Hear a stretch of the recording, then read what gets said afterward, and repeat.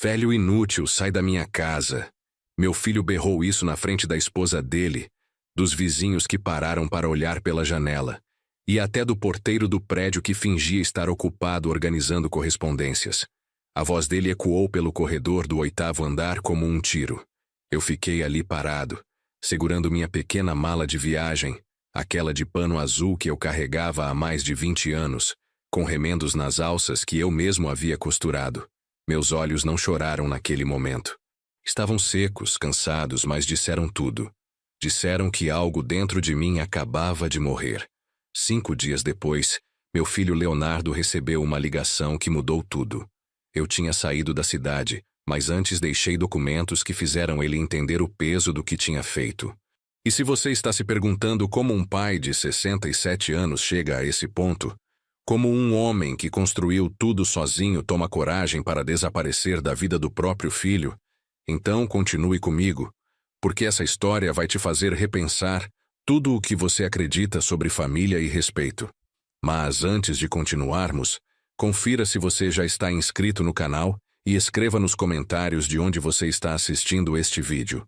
Meu nome é Roberto Rocha, e eu preciso voltar no tempo para você entender como cheguei naquele corredor, ouvindo meu único filho me chamar de velho inútil, como se eu fosse um móvel quebrado que atrapalha na sala. Eu sempre fui mecânico. Desde os 15 anos, aprendi com meu pai a desmontar motores, a entender cada peça, cada parafuso, cada som que um carro fazia quando algo estava errado. Quando minha esposa, a Vera, morreu de câncer no pâncreas, eu tinha apenas 35 anos e o Leonardo tinha só 8. Eu pensei que o mundo tinha acabado. Lembro do velório, do cheiro de crisântemos brancos que me enjoava, do peso de segurar a mão do meu filho pequeno enquanto as pessoas sussurravam com pena ao nosso redor. Coitados, tão novos. Ela tão jovem. Mas eu não quis ser coitado. Eu quis ser forte. Peguei a oficina mecânica que meu pai tinha me deixado quando morreu, um galpão pequeno no bairro da Penha, e dobrei o turno de trabalho. Trabalhava das 7 da manhã até as 9 da noite, de segunda a sábado. As mãos ficavam pretas de graxa, as costas doíam de tanto ficar curvado embaixo de carros, mas eu não parava. O Leonardo cresceu vendo eu trabalhar. Ele fazia lição de casa numa mesinha que eu montei no canto da oficina, entre pneus velhos e ferramentas. A gente comia marmita quentinha que eu comprava no restaurante da esquina. Arroz, feijão, bife acebolado. Nada sofisticado, mas tinha amor. Eu sempre dizia para ele: meu filho, a gente não tem muito, mas o que a gente tem é honesto, e dignidade ninguém tira. Com o tempo, a oficina foi crescendo. Contratei 2 ajudantes, o Zé Carlos e o Toninho, 2 rapazes bons de serviço e de coração. Não era luxo, mas dava para viver com tranquilidade. E eu sonhava com uma coisa só: ver meu filho formado, ver ele de beca, recebendo diploma, porque eu não tive isso. Parei de estudar no ensino médio para assumir a oficina quando meu pai adoeceu, e a Vera também não teve. Mas o Leonardo ia ter. Quando ele passou no vestibular para engenharia mecânica, eu chorei tanto que molhei o papel da aprovação. Mas a faculdade era particular, na Universidade Presbiteriana Mackenzie. Mensalidade de R$ 2.200 por mês durante 5 anos. Eu fiz as contas, daria em torno de R$ 132 mil no total com reajustes e material. Eu não tinha isso guardado, mas eu tinha a casa que minha mãe me deixou quando morreu. Uma casa simples de 3 cômodos em São Miguel Paulista, com quintal pequeno e um pé de manga que dava fruto todo ano. Vendi por R$ 150 mil. Usei o dinheiro para pagar a faculdade do meu filho à vista, consegui um desconto bom. Sobrou um trocado que guardei para emergências e continuei morando de aluguel, numa kitnet perto da oficina. Mas meu coração estava cheio porque ele ia ser alguém na vida. E ele foi. Leonardo se formou, arrumou emprego numa montadora de veículos, começou a ganhar bem. Ele continuou morando comigo até os 26 anos. A gente tinha uma relação boa. Ele me levava para assistir jogo do Corinthians no bar. Sentava comigo no sofá para ver o Fantástico no domingo, me chamava de coroa com carinho. Eu lembro de um dia que ele chegou com uma caixa de bombons Lacta, e falou: Pai, tudo o que eu sou, eu devo ao Senhor. Eu guardei aquelas palavras como quem guarda uma medalha de guerra. Mas então veio a Juliana. Ela entrou na vida do Leonardo como um vendaval que bagunça tudo. Bonita, eu admito. Loira, cabelo sempre escovado, unhas impecáveis, roupas de grife. Trabalhava como supervisora numa loja de eletrônicos no shopping Aricanduva. Quando o Leonardo me apresentou ela, eu tentei ser educado. Preparei um churrasco no quintal da kitnet, comprei picanha, linguiça, farofa pronta. Arrumei a mesinha de plástico, coloquei guardanapos de papel coloridos. Mas a Juliana mal tocou na comida. Ficou mexendo no celular e fazendo comentários com aquele tom disfarçado de deboche. Ah, seu Roberto, o senhor é mecânico mesmo, né? Que legal. Deve ser cansativo trabalhar com as mãos o tempo todo.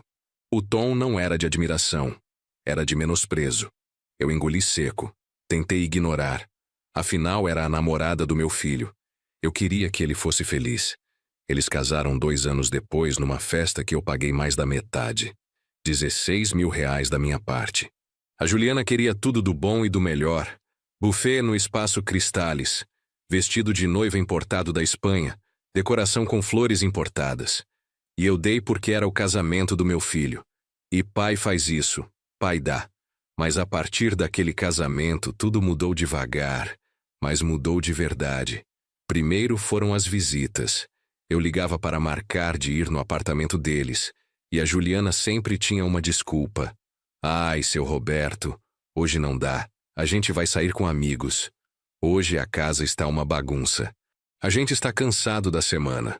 Leonardo concordava com tudo que ela dizia. Começou a me chamar de Roberto também, ao invés de pai. Pequeno detalhe, mas que doía como prego enferrujado entrando na carne. Depois veio o neto, o Pedrinho, meu netinho lindo de olhos azuis iguais aos da mãe. Quando ele nasceu, eu quis ficar no hospital, ajudar. Mas a Juliana disse que a mãe dela ia ficar. Não tinha espaço para mim. Eu segurei a dor e esperei. Quando finalmente pude ver o Pedrinho, com 4 semanas de vida, eu segurei aquele bebezinho no colo e prometi que ia ser o melhor avô do mundo. Mas a Juliana não deixou. As visitas começaram a ser agendadas com horário marcado. Eu não podia mais aparecer de surpresa, como os avós normalmente fazem. Tinha que ligar antes, confirmar horário, como se fosse marcar consulta no dentista. E mesmo assim, muitas vezes eu chegava lá e a Juliana inventava que o Pedrinho estava dormindo, ou irritado, ou com febre. Eu voltava para casa com o coração apertado, abraçando o carrinho de madeira que eu tinha feito na oficina para meu neto e que nunca conseguia entregar. Mas o pior ainda não tinha acontecido. E foi justamente esse pior que me trouxe até aquele corredor, ouvindo meu filho me humilhar na frente de todo mundo. Mas para você entender a pancada que eu levei, eu preciso te contar o que aconteceu antes. Preciso te contar sobre o dinheiro. Sabe aquele ditado que diz: quem vê cara não vê coração? Pois é. Quem olhava para mim naquela época, via um senhor de 67 anos, aposentado, que vivia numa kitnet alugada no bairro da Penha. Quem via de fora achava que eu era só mais um vovô que passava o dia assistindo televisão e tomando chimarrão no portão. Mas por dentro eu carregava uma história que pesava mais que bloco de motor. Eu construí minha vida sozinho. E quando eu digo sozinho, eu não estou exagerando. Depois que a Vera morreu, não teve ombro amigo de verdade. Não teve ajuda de parente distante. Não teve nada caindo do céu. Teve eu, minha oficina mecânica, e a certeza de que eu precisava criar meu filho com dignidade. Lembro do primeiro ano sem a Vera. Eu acordava às 5:30 da manhã, preparava café com pão na chapa, levantava o Leonardo, vestia ele com o uniforme que eu mesmo lavava e passava porque pagar lavanderia era caro demais. Levava ele na escola, voltava correndo, abria a oficina e trabalhava até a hora de buscar ele. E quando ele dormia, eu continuava fazendo pequenos reparos, organizando ferramentas, estudando manuais técnicos.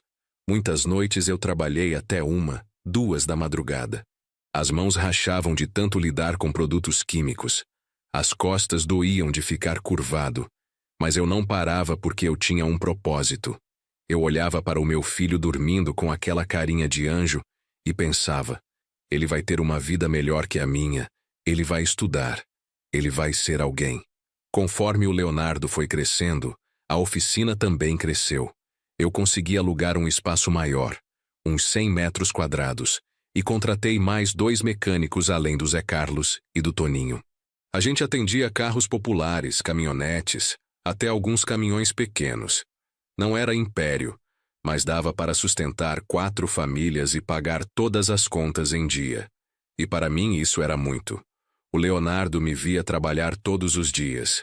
Ele cresceu ali no meio de carros, ferramentas, cheiro de óleo diesel e graxa. Eu sempre conversei muito com ele. Sentava na beirada da cama dele à noite e contava histórias, não aquelas de super-herói e aventura. Eu contava histórias de luta, de gente que não desistiu. Falava do meu pai, que foi mecânico a vida inteira e nunca passou ninguém para trás. Falava da minha mãe, que criou 4 filhos vendendo cosméticos de porta em porta. Eu queria que ele entendesse o valor das coisas. E ele parecia entender. O Leonardo era carinhoso, me abraçava antes de dormir. Quando ficava doente, eu fazia canja de galinha e ele dizia: "Pai, o senhor é o melhor cozinheiro do mundo." Besteirinha, né? Mas para mim era tudo. Quando ele entrou na adolescência, continuou sendo bom filho. Não dava trabalho, não se metia com drogas, não andava com gente errada. Estudava, tirava notas boas, ajudava na oficina nos finais de semana lavando carros. Eu tinha tanto orgulho dele que parecia que ia explodir. Mostrava o boletim para todo mundo. Olha, meu filho tirou 8,5 em física. Eu era aquele tipo de pai chato que acha que o filho é perfeito. E aí veio o vestibular.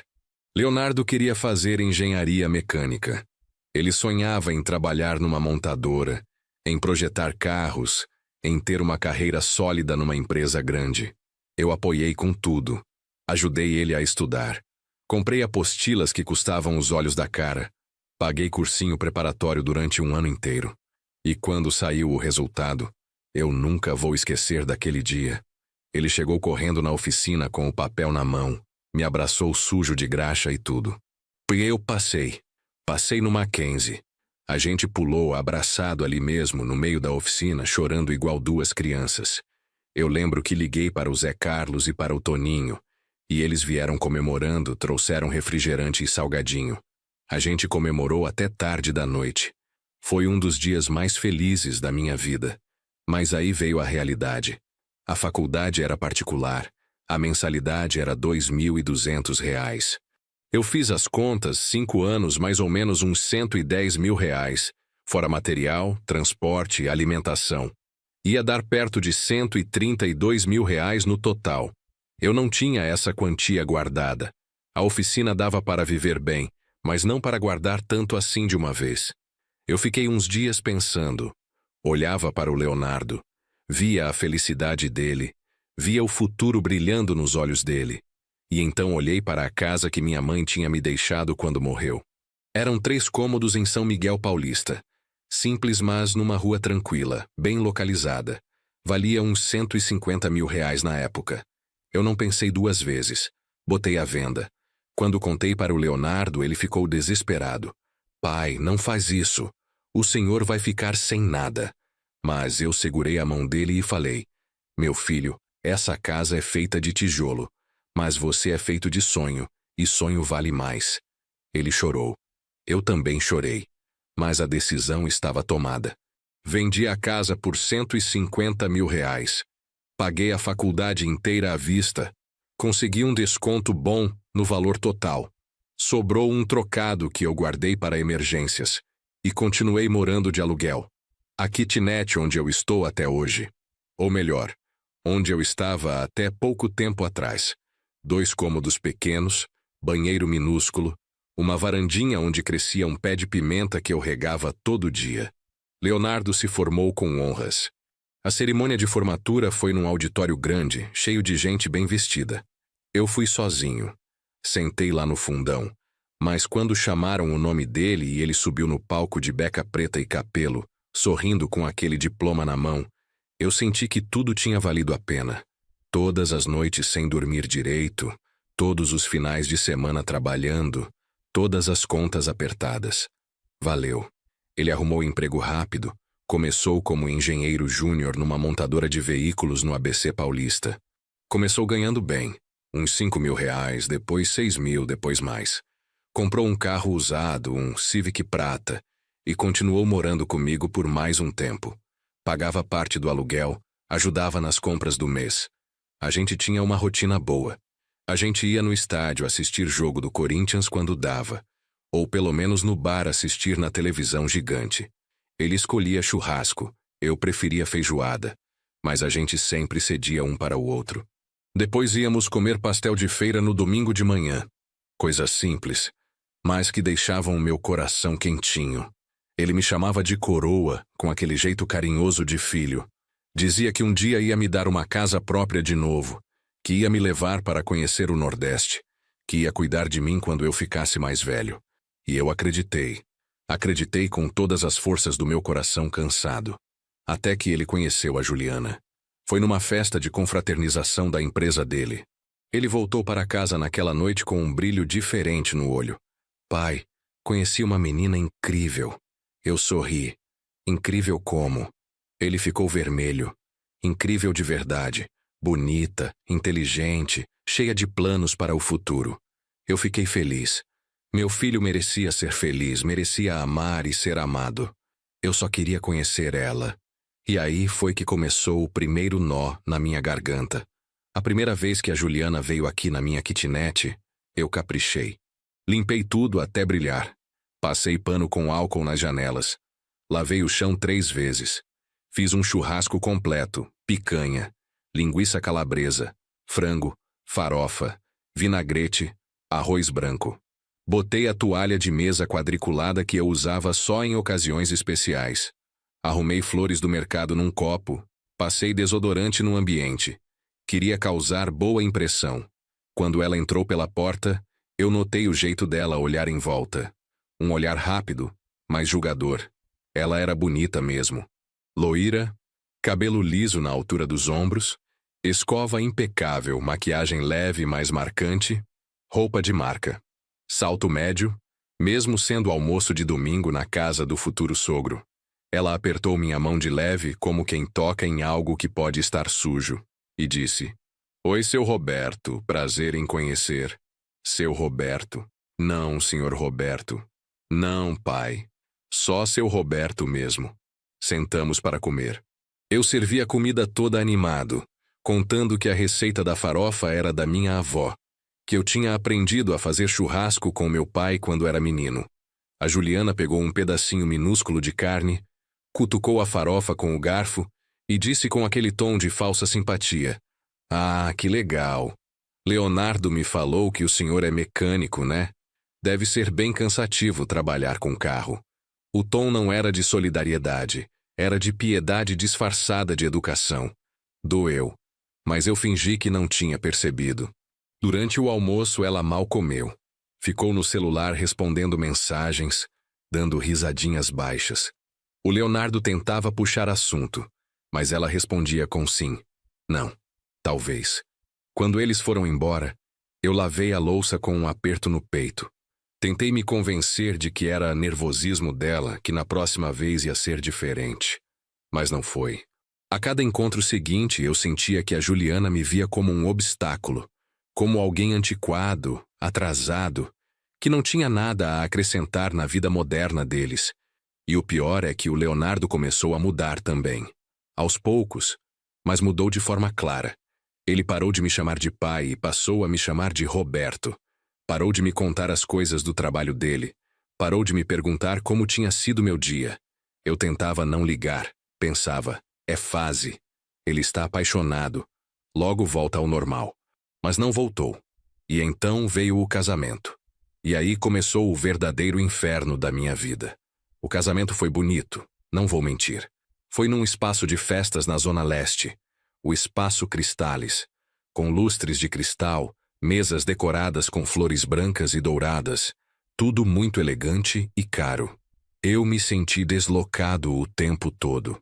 Botei meu terno cinza, o único social que eu tinha, comprado há 10 anos atrás para o casamento de um primo. Um sapato social preto que apertava um pouco. Mas eu estava feliz. Meu filho ia casar, ia começar uma família, e eu, como pai, só queria ver ele sorrindo. A Juliana entrou na igreja com um vestido branco que ela fez questão de contar para todo mundo que era importado da Espanha. Custou R$ 10.000 só o vestido. O bolo tinha 4 andares. O buffet servia salmão, camarão, tender, coisas que eu nunca tinha provado na vida. E eu paguei R$ 16.000 da minha parte, mais da metade do custo total. Dinheiro que eu juntei fazendo bicos na oficina, consertando carros nos finais de semana, economizando no mercado durante meses. Mas eu dei porque mãe faz isso, pai faz isso. A gente abre mão. No dia do casamento, a Juliana mal olhou para mim. Cumprimentou os pais dela com abraços longos e emocionados, tirou centenas de fotos com as amigas, mas comigo foi só um oi seco e um sorriso falso de 5 segundos. O Leonardo tentou me incluir, me chamou para tirar foto com eles dois, mas quando eu me aproximei, a Juliana suspirou alto e disse: Leonardo, depois a gente tira com seu pai. Agora vamos tirar só nós dois, está bem? E ele concordou sem questionar. Eu fiquei ali segurando minha taça de refrigerante, sentindo meu coração se partir ao meio dentro do peito. Mas engoli a dor. Sorri. Bati palmas quando mandaram, porque era o dia deles, não meu. Depois do casamento, eles foram morar num apartamento alugado no Tatuapé. 2 quartos, sala ampla, sacada com churrasqueira, condomínio com piscina e academia, um lugar bonito e moderno. O Leonardo me ligou no primeiro dia e disse: Pai, vem conhecer nosso apartamento. Eu fiquei todo animado. Comprei um bolo de chocolate na confeitaria, embrulhado em papel bonito, ainda quentinho. Quando cheguei lá, toquei a campainha. A Juliana abriu a porta de roupão, cabelo molhado, cara de sono. Ah, seu Roberto, o Leonardo não te avisou que hoje a gente ia sair mais cedo? Eu gelei no corredor, mas ele me ligou ontem pedindo para eu vir hoje. Ela bufou com impaciência. Mas mudou os planos. Hoje não dá, a gente tem almoço com meus pais. O Leonardo apareceu atrás dela meio sem graça, ainda de chinelo. Desculpa, pai. Esqueci de te avisar que a gente tinha marcado esse almoço com os sogros. Eu segurei o bolo que já estava esfriando na minha mão e disse com a voz embargada: Ah, tudo bem, deixa eu deixar isso aqui para vocês então. A Juliana pegou o bolo de qualquer jeito, nem agradeceu direito, e começou a fechar a porta. Voltei para casa com um nó na garganta que não descia de jeito nenhum, sentindo pela primeira vez que algo estava errado de verdade. E as coisas só pioraram a partir dali. As visitas começaram a ser agendadas com antecedência. Eu não podia mais ligar e falar: Filho, vou dar uma passadinha aí para te ver. Não, tinha que ligar antes, perguntar se podia, confirmar horário, esperar a aprovação da Juliana. E mesmo assim, muitas vezes eu ligava e ela inventava desculpa. Ai, seu Roberto, hoje a casa está uma bagunça total. Hoje não dá, a gente vai sair daqui a pouco. O Leonardo está muito cansado do trabalho, melhor deixar para outro dia. Outro dia que nunca chegava de verdade. Eu comecei a me sentir descartável. Como uma ferramenta velha que você guarda no fundo da caixa e nunca mais usa, mas também não tem coragem de jogar fora. Aí veio o Pedrinho. Quando a Juliana engravidou, eu fiquei nas nuvens. Ia ser avô, ia ter um netinho para fazer brinquedos de madeira, para contar histórias, para dar colo e ensinar coisas da vida. Eu já comecei a construir coisinhas na oficina. Um carrinho de madeira com rodinhas que giravam de verdade. Um cavalinho de balanço pintado à mão. Um avião pequeno. Guardei tudo numa caixa enfeitada com papel de presente azul, esperando o dia de entregar. Mas quando o Pedrinho nasceu, eu não pude estar lá no hospital.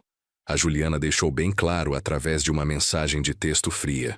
A mãe dela ia ficar ajudando nos primeiros dias. Não tinha espaço para mais gente. Muita gente atrapalha, seu Roberto. O senhor entende, né? Eu disse que entendia. mas por dentro eu estava me despedaçando em pedaços pequenos. Quando finalmente consegui ver meu neto, ele já tinha 4 semanas de vida. 4 semanas inteiras. Eu cheguei no apartamento deles com a caixa de presentes que eu tinha feito, o coração batendo acelerado de emoção. A Juliana me recebeu na porta, pegou a caixa sem nem olhar direito o que tinha dentro e disse com pressa: "Ele está dormindo agora. Melhor você não pegar, senão acorda e fica irritado o resto do dia." Fiquei ali sentado no sofá da sala por 40 minutos, olhando para a porta do quarto, imaginando meu netinho dormindo do outro lado daquela parede. Esperei, esperei e esperei. O Pedrinho não acordou. Ou acordou e a Juliana não me chamou, eu nunca vou saber a verdade. Mas voltei para casa sem nem ter tocado nele. As visitas continuaram assim nos meses seguintes, controladas, cronometradas, vigiadas, como se eu fosse uma ameaça ao bem-estar deles. Eu ligava para perguntar se podia ver o Pedrinho e a Juliana sempre tinha uma desculpa pronta na ponta da língua. "Ah, ele está com febre baixa hoje. Ele está muito irritado, não para de chorar. Ele está na casa da minha mãe passando o final de semana." Quando eu finalmente conseguia ir, ficava meia hora no máximo, sempre com hora marcada.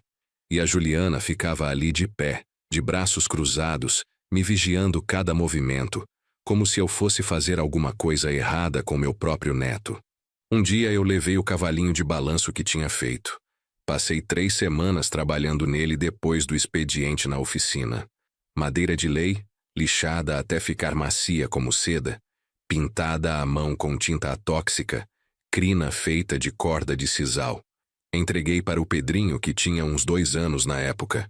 Ele adorou, subiu no cavalinho e saiu balançando pela sala, rindo com aquela risada gostosa de criança feliz. Eu fiquei tão emocionado vendo aquilo. Até que na visita seguinte, 2 semanas depois, não vi o cavalinho em lugar nenhum. Perguntei com o coração apertado: "Cadê o cavalinho que eu fiz para o Pedrinho?" A Juliana deu de ombros sem olhar para mim. "Ah, ele enjoou rapidinho. Doamos para uma creche do bairro." Doaram para uma creche como se fosse um objeto qualquer sem valor. Eu mordi a língua com força para não falar nada que eu fosse me arrepender. Não falei nada naquele dia, mas naquela noite chorei tanto que molhei o travesseiro inteiro de tanta lágrima. E o Leonardo? O Leonardo não fazia absolutamente nada para me defender. Ele concordava com tudo que a Juliana dizia, como um boneco de ventríloco. Quando eu tentava conversar com ele sobre isso, ele me cortava antes mesmo de eu terminar a frase. "Pai, a Juliana está certa nisso. O senhor precisa entender que a gente tem nossa vida agora, nossa rotina com o Pedrinho."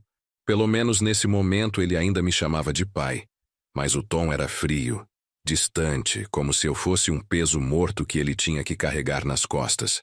Eu comecei a me sentir invisível dentro da vida do meu próprio filho. E então veio o aniversário do Pedrinho.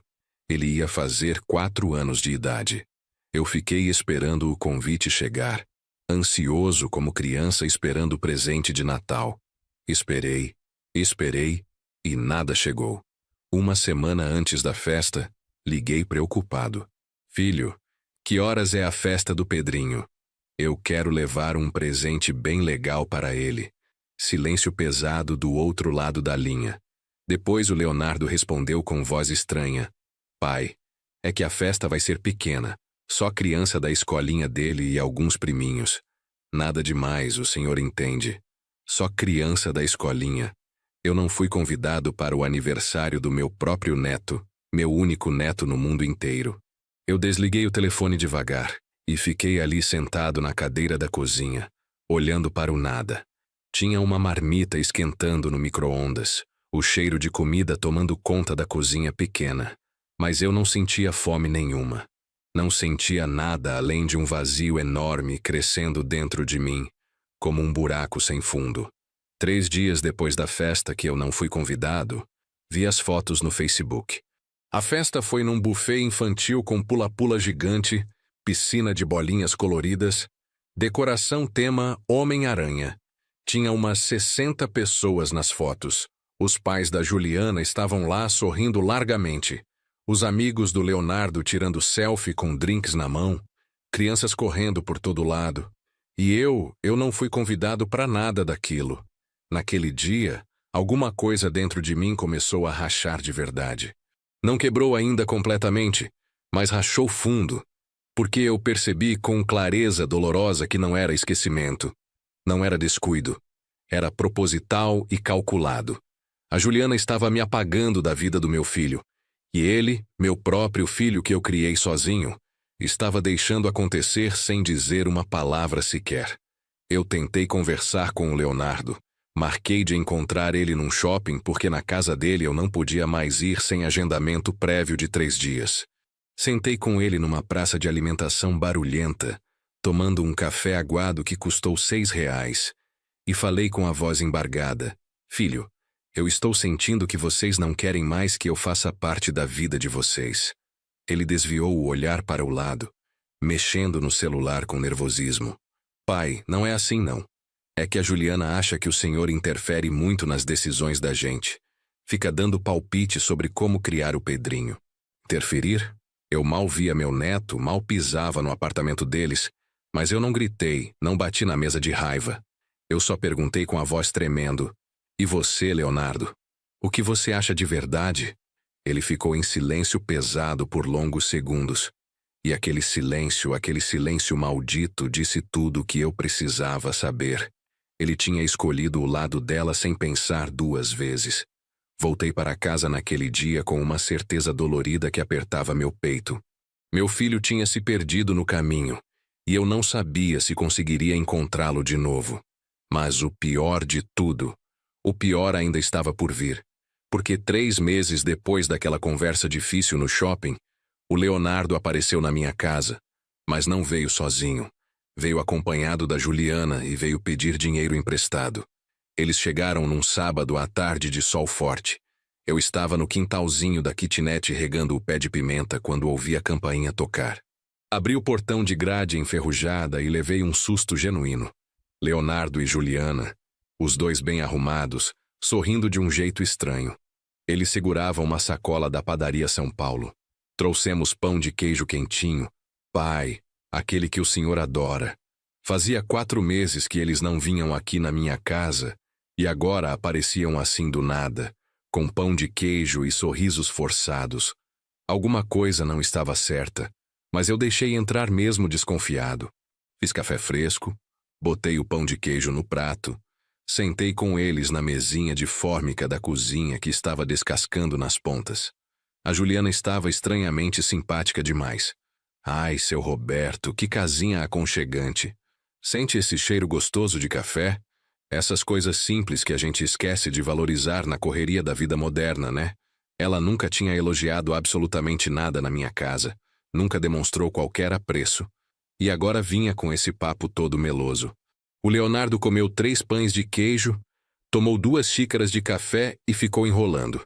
Conversa fiada sobre o tempo, sobre o trabalho dele na montadora, sobre o Pedrinho que estava crescendo rápido demais, até que a Juliana cutucou ele com o cotovelo de forma nada sutil. Eu vi perfeitamente. Ele limpou a garganta com nervosismo. "Pai, na verdade, a gente veio aqui porque a gente precisa conversar uma coisa importante com o senhor." Meu coração apertou na hora. "Fala, filho. Estou te ouvindo." Ele trocou um olhar rápido com a Juliana. Ela deu um sorrisinho falso de incentivo, e aí ele soltou de uma vez. "É que apareceu uma oportunidade incrível de investimento, pai. Um colega meu da montadora abriu uma franquia de lava rápido e está convidando sócios para expandir o negócio. É um negócio garantido, extremamente lucrativo. Ele já tem 2 unidades funcionando super bem e está abrindo a 3ª agora." Eu fiquei quieto, esperando ele continuar falando.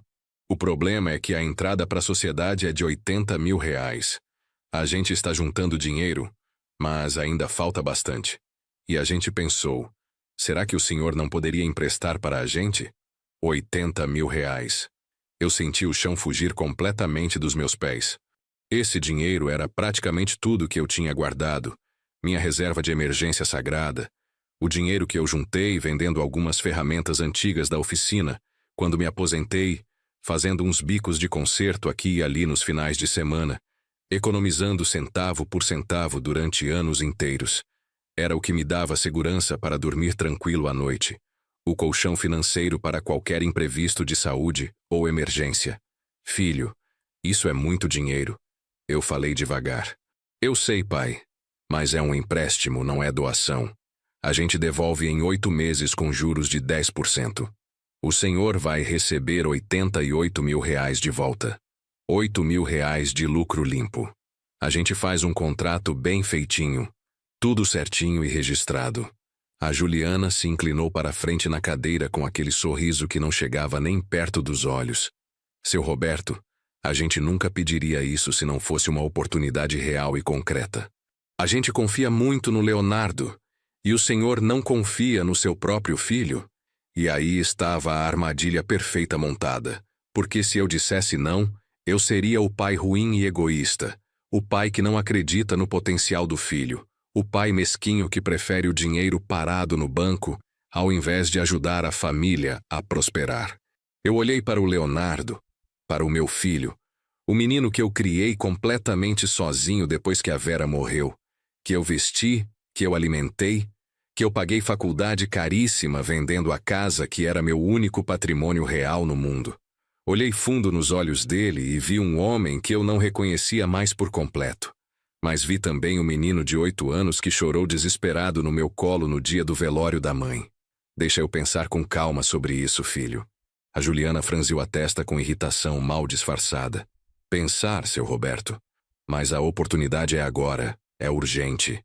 Se a gente deixar passar muito tempo, perde a vaga. Outro sócio entra no lugar da gente. O Leonardo segurou a mão dela num gesto que parecia dizer calma. Controle-se. Mas depois ele olhou para mim com aquela voz de menino que eu nunca conseguia resistir de verdade. Pai, eu não pediria isso se não fosse realmente importante para o nosso futuro. O senhor sempre falou que queria me ver crescer na vida, ter sucesso profissional. Essa é a grande chance que apareceu. Eu respirei fundo, pesei tudo na minha cabeça por longos segundos e cometi o maior erro da minha vida inteira. Está bom, eu empresto o dinheiro para vocês. O sorriso da Juliana foi imediato, largo, triunfante, como se tivesse ganhado na loteria. O do Leonardo era mais contido, mas tinha alívio estampado. Ele se levantou da cadeira, veio até mim, me abraçou apertado. Obrigado, pai. O senhor não vai se arrepender nem um pouco, eu prometo de coração. 3 dias depois daquele sábado, transferi os R$80 mil para a conta corrente dele. Fizemos um contrato simples que a própria Juliana digitou no computador dela e imprimiu. Empréstimo de R$80 mil a ser devolvido em 8 meses com juros de 10%, totalizando R$88 mil. Os dois assinaram com caneta azul. Eu assinei também. Guardei o papel na gaveta da cômoda com um aperto no peito que eu tentei ignorar com todas as forças. Nos primeiros 2 meses seguintes, eles foram relativamente simpáticos comigo. O Leonardo ligava uma vez por semana, sempre rapidinho. E aí, pai? Tudo bem com o senhor? A Juliana até me mandou 2 fotos do Pedrinho pelo WhatsApp, coisa que ela nunca fazia. Eu me segurei para não parecer carente demais, mas respondi cheio de emojis de coração e carinhas sorridentes. Mas no 3º mês, as ligações começaram a rarear bastante. Quando eu ligava, o Leonardo atendia sempre apressado, com barulho de escritório ao fundo. Pai, estou no meio de uma reunião importante. Depois eu ligo de volta. E nunca ligava de volta. No 4º mês, eu comecei a ficar preocupado de verdade. Não tanto com o dinheiro ainda, mas com o distanciamento crescente. Era como se depois de conseguir o que queriam de mim, eu tivesse voltado a ser invisível e descartável.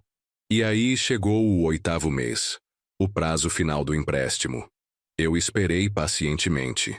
Não cobrei logo no 1º dia do mês. Esperei uma semana inteira, depois 2 semanas. Quando se passaram 15 dias além do prazo, eu liguei com o coração apertado. O Leonardo atendeu, mas foi extremamente seco. Oi, pai. Filho, é que já faz mais de 8 meses do empréstimo que fiz para vocês. Silêncio pesado do outro lado. Pai, o negócio está indo super bem, Mas a gente ainda não conseguiu tirar o lucro necessário para devolver. Precisa de mais um tempo de prazo. Quanto tempo mais você acha que vai precisar? Não sei ao certo. Uns 3 meses, talvez. No máximo 4. Eu engoli seco, sentindo a angústia subir. Está bem, filho. 3 meses viraram 6 meses completos. 6 meses viraram 8 meses além do prazo original. E toda vez que eu perguntava com cuidado, o Leonardo tinha uma desculpa diferente e ensaiada. A franquia está em fase de ajuste de fluxo de caixa. A gente investiu em equipamentos novos de última geração. Está quase saindo o dinheiro, pai. Só mais um pouquinho de paciência. E a Juliana? Quando eu perguntava diretamente para ela em alguma visita rápida, era ainda pior. Seu Roberto, o senhor está sendo muito ansioso. Negócio sério não dá retorno da noite para o dia. Relaxa um pouco, para de cobrar tanto. Relaxa. Eu tinha emprestado praticamente tudo que eu tinha de reserva, e eles me mandavam relaxar como se fosse qualquer coisa. Mas o pior de tudo, o pior mesmo ainda não tinha acontecido, porque 10 meses depois do empréstimo, eu descobri algo que me fez cair literalmente de joelhos no chão da cozinha. Eu estava no mercado municipal comprando verduras frescas quando o seu Mário, meu vizinho de kitnet, veio falar animado comigo. Roberto, vi seu filho outro dia na avenida. Que carrão lindo ele comprou. Um SUV novinho em folha. Eu gelei completamente no meio do corredor de hortaliças. Carro? É. Um Compass preto 0 km. Lindão. Estava estacionado na frente do prédio dele. Eu vi quando passei por lá visitando minha irmã que mora perto. Voltei para casa com as pernas bambas, tropeçando. Entrei no Facebook que eu quase não usava, mas tinha criado uma conta só para acompanhar algumas fotos da família. E lá estava uma foto recente do Leonardo ao lado de um Jeep Compass preto novinho, sorrindo largo com a mão no capô, com a legenda empolgada. Conquista nova. Deus é fiel. Trabalho duro compensa.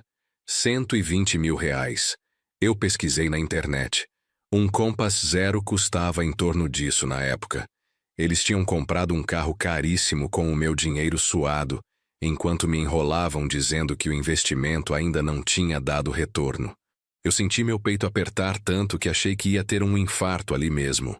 Sentei no chão frio da cozinha, encostei a cabeça na parede gelada e deixei as lágrimas caírem sem controle. Porque não era só sobre o dinheiro em si.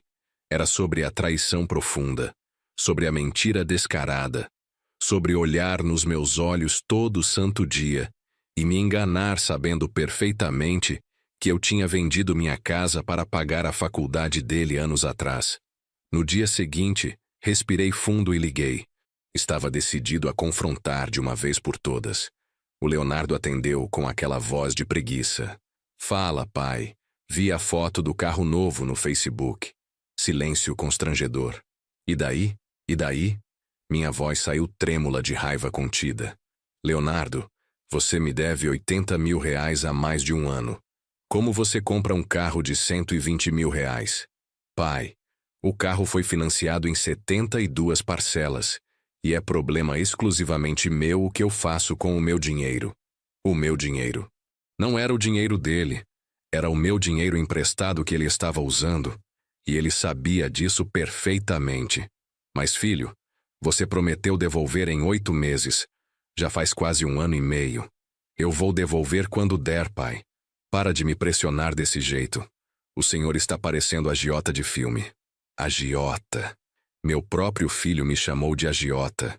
Eu desliguei o telefone devagar e fiquei ali sentado na cadeira da cozinha por horas, ouvindo apenas o barulho monótono do relógio de parede. Tic-tac, como se o tempo tivesse parado completamente. E foi ali naquele momento que a rachadura dentro de mim aumentou perigosamente e começou a doer de verdade, doer fisicamente, porque eu percebi com clareza absoluta que não era só desrespeito comum, era crueldade calculada e proposital. Mas o que eu não sabia, o que eu jamais poderia imaginar, era que o pior de tudo ainda estava por vir nos próximos meses. Depois daquela ligação horrível, eu passei 5 dias inteiros sem conseguir comer direito. O estômago completamente revirado, a cabeça pesada como chumbo, o coração partido em tantos pedaços minúsculos que eu nem sabia mais como juntar. Eu olhava para o teto à noite sem conseguir dormir e ficava repassando tudo na cabeça exaustivamente. Cada sacrifício que fiz, cada noite mal dormida trabalhando na oficina até tarde, cada conta que eu deixei de pagar para garantir que meu filho tivesse roupa limpa no armário, comida quentinha na mesa, material escolar completo. E agora? Agora ele me chamava de agiota sem nenhum peso na consciência. Tentei me convencer de que era só um momento de raiva passageira, que ele ia ligar em alguns dias, pedir desculpas sinceras, explicar tudo com calma. Mas os dias foram passando lentamente. Uma semana inteira, 2 semanas, 3 semanas, e absolutamente nada aconteceu. Até que num sábado de manhã ensolarado, eu decidi ir até o apartamento dele sem avisar antes. Não liguei. Não mandei mensagem. Eu simplesmente peguei 2 ônibus, desci no Tatuapé, caminhei 10 quarteirões até o prédio dele. Meu coração batia completamente descompassado. Eu não sabia exatamente o que ia dizer, mas eu precisava desesperadamente olhar nos olhos do meu filho e tentar entender quando foi que eu o perdi pelo caminho. Cheguei no portão eletrônico do condomínio. O porteiro novo, que eu não conhecia, me olhou desconfiado. Bom dia, o senhor vai visitar alguém? Vou sim, vou no apartamento do Leonardo Rocha, 804. Ele pegou o interfone preto, ligou para o apartamento, ficou esperando. Ninguém atendeu do outro lado. Tentou de novo com insistência. Nada. Eu pedi com voz embargada. Por favor, deixa eu subir. Eu sou o pai dele. Tenho certeza que ele está em casa. O porteiro hesitou bastante, mas acabou liberando com relutância. Subi no elevador espelhado, as pernas tremendo visivelmente. Cheguei na porta do apartamento 804. Respirei fundo várias vezes. Toquei a campainha insistentemente. Ouvi vozes masculinas lá dentro, televisão ligada alta, risadas. Toquei de novo com mais força. A Juliana abriu a porta usando calça de moletom cinza e camiseta larga, com o cabelo preso num coque bagunçado, sem uma gota de maquiagem. Quando me viu parado ali, o rosto dela fechou completamente na hora. Seu Roberto, o que o senhor está fazendo aqui sem avisar? Vim falar com o Leonardo urgentemente. Ele está muito ocupado agora. Por favor, Juliana, eu só quero conversar 5 minutos. Ela suspirou fundo, revirando os olhos com impaciência. Leonardo! Ela gritou irritada para o corredor. Seu pai está aqui na porta. Seu pai, não o Roberto, seu pai.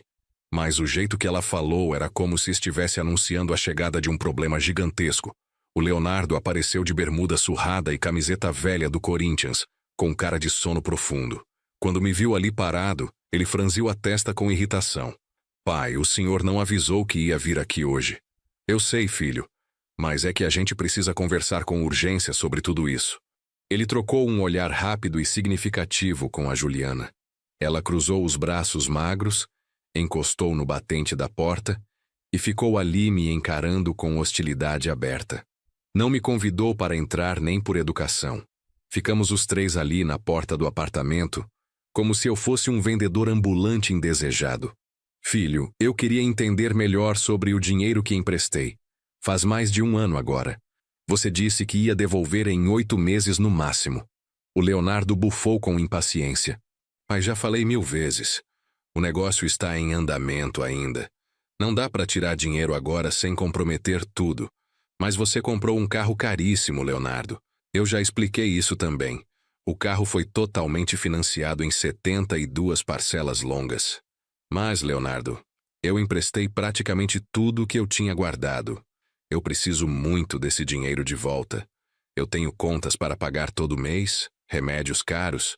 A Juliana me cortou no meio da frase com agressividade. Seu Roberto, a gente também tem contas altíssimas todo mês. A gente tem uma criança para criar. O senhor acha que é fácil criar criança hoje em dia? Tudo é absurdamente caro. Escola particular, roupa de marca, médico especializado, inglês, natação. O senhor precisa urgentemente parar de pensar só em si mesmo. Só em mim? Eu senti uma onda quente de indignação subir pelo corpo inteiro. Juliana, Eu não estou pensando só em mim. Eu só quero receber de volta o que é legitimamente meu. O que é seu? Ela deu uma risada seca e cruel. O senhor emprestou para o seu filho, não foi? Não foi investimento com contrato formal. Não foi doação registrada em cartório. Foi empréstimo de pai para filho. A gente vai devolver quando for financeiramente possível, mas ficar cobrando toda hora desse jeito. Isso é extremamente constrangedor e deselegante. Constrangedor para eles. Eu olhei desesperado para o Leonardo, esperando fervorosamente que ele dissesse alguma coisa, que ele me defendesse minimamente, que ele lembrasse de tudo que eu fiz por ele ao longo da vida inteira. Mas ele só olhou para o chão de cerâmica e ficou em silêncio absoluto. E foi nesse silêncio ensurdecedor que alguma coisa fundamental dentro de mim quebrou definitivamente de vez. Está bom, então. Minha voz saiu baixa, tremida, quase inaudível. Desculpa ter incomodado vocês. Eu virei as costas devagar e fui embora pelo corredor vazio. Ouvi a porta do apartamento se fechando com força atrás de mim antes mesmo de eu chegar no elevador. Desci lentamente, saí do prédio cambaleando, caminhei até o ponto de ônibus mais próximo. Quando sentei no banco de concreto gelado, sozinho, com o sol quente de meio-dia queimando minha cabeça grisalha, eu finalmente entendi com clareza cristalina. Eu não era mais pai dele. Eu era apenas um credor inconveniente, um número chato numa folha de papel amarelada.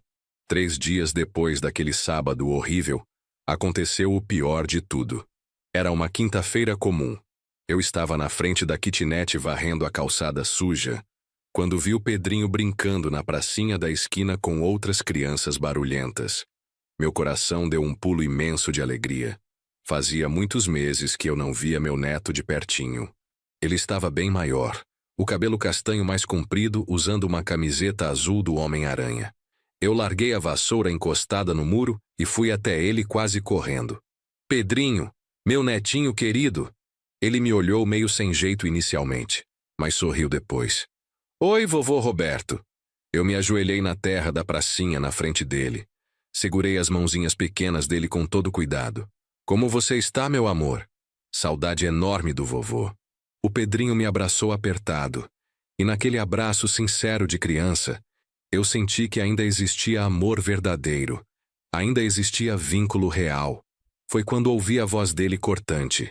Pedrinho, vem aqui agora.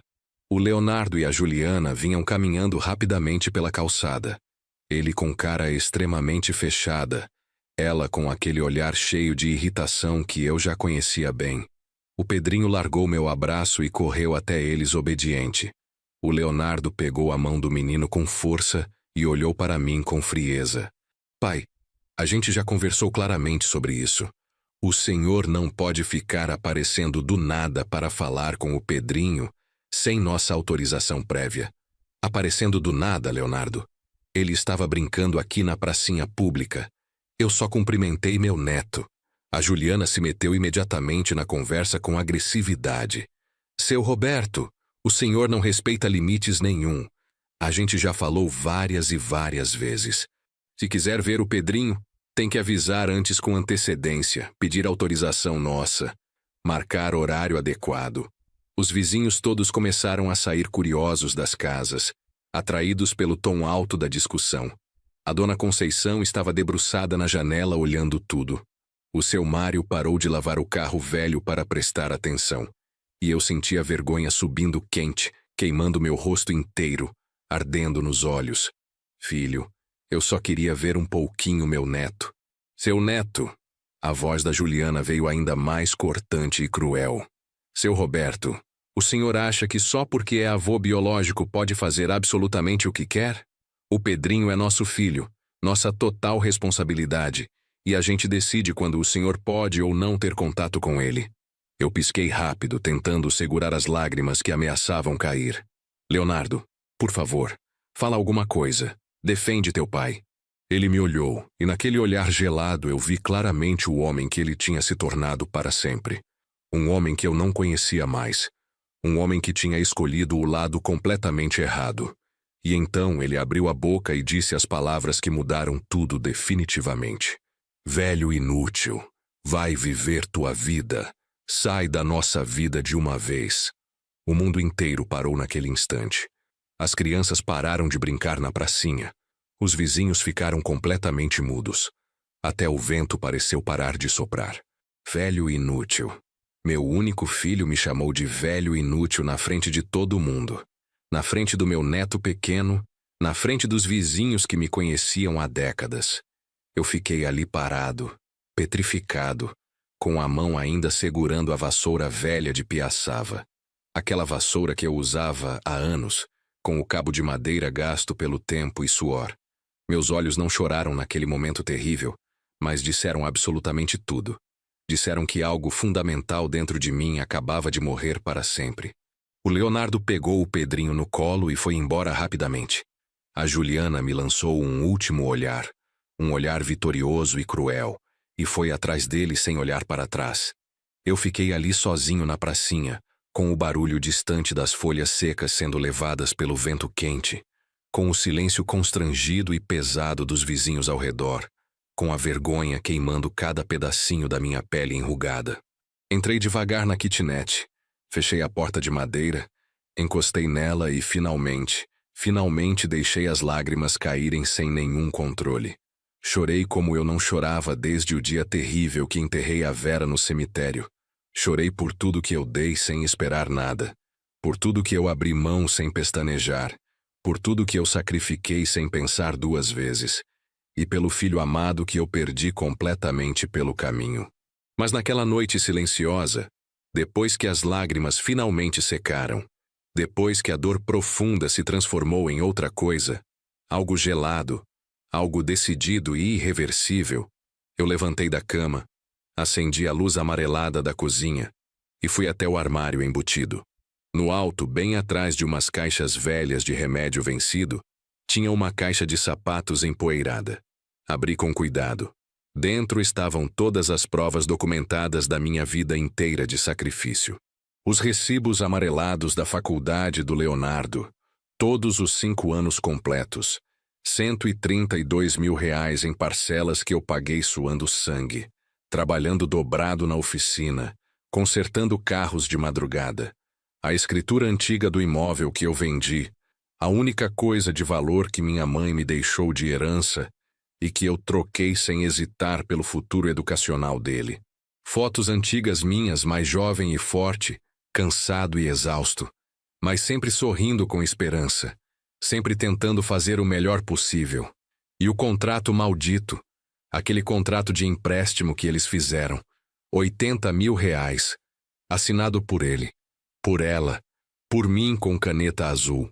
Olhei longamente para aqueles papéis amarelados espalhados e naquele momento preciso tomei uma decisão extremamente fria, calculada, completamente irreversível.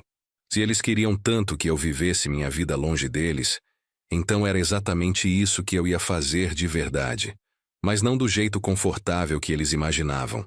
Eu não dormi absolutamente nada naquela noite inteira.